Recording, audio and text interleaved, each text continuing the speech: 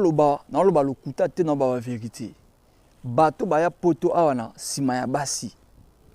Bato ba ansuluzo baya na sima ya basi. Ba duche kapanga baya na poto na sima ya basi. Banani susu. Nani so ya sima mwasi. Baya na sima basi.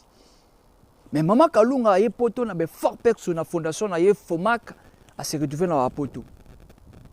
Na manqué mutu te na ba vérité. Na ba vérité. Donc bo pesa Maman Kalunga. Mais ba félicitations belle. Mon balité mta bengi mais fondation na ye Fomak nde ça l'effort que aya poto. Pour na kina vivra bien. En sous le zolo tango etani to kenya na biso chafaudage papa tika ba distraction loko yati.